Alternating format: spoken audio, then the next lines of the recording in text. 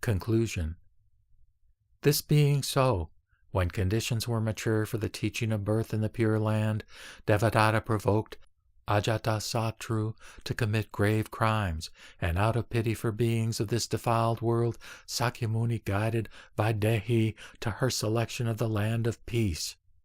As we turn this over in our minds and quietly reflect, we realize that Devadatta and Ajatasattu bestowed their generous care on us, and that Amida and Sakyamuni thus manifested their profound intention to save all beings.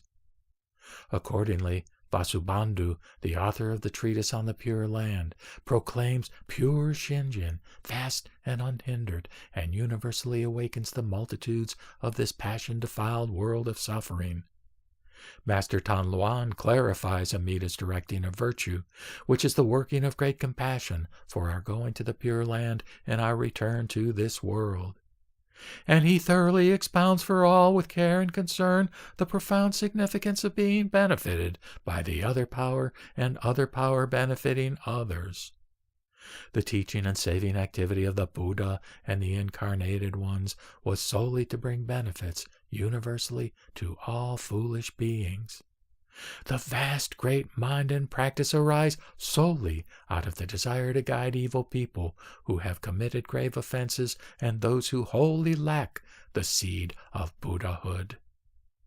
My fervent wish is this: whether monk or layman, when on board the ship of the great compassionate vow, let pure Shinjin be the favorable wind, and in the dark night of ignorance let the jewel of virtue be a great torch. Those benighted in mind and of little understanding endeavor in this way with reverence. Those burdened with evil and obstructions, deeply devote yourselves to this Shinjin.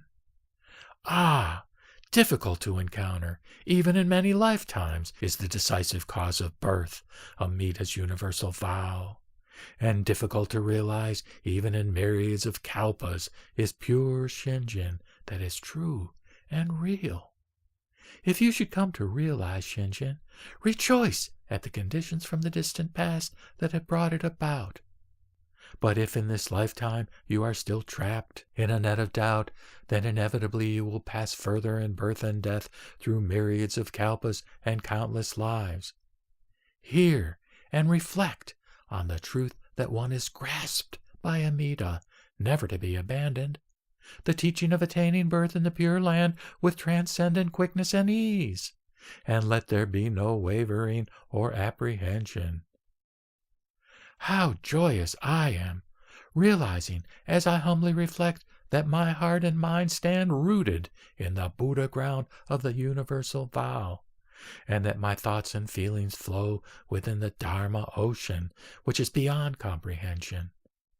Full of praise for what I have heard and joy in what I have attained, I gather words expressing the truth and select passages from the commentaries of the masters. In this I am mindful solely of the unexcelled honored ones, and in particular seek thus to respond to the immense benevolence they have shown me. Accordingly, I note in reading Bodhisattva Tanluan's commentary the following passage explaining the words, O world-honored one, quote, "The Bodhisattva takes refuge in the Buddha, just as with filial children who obey their parents and loyal retainers who follow their rulers, his behavior is not self-centered, because his acts always accord with reason. Since the Bodhisattva is aware of the Buddha's benevolence and responds in gratitude to his virtue, he naturally addresses the Buddha first." Close quote.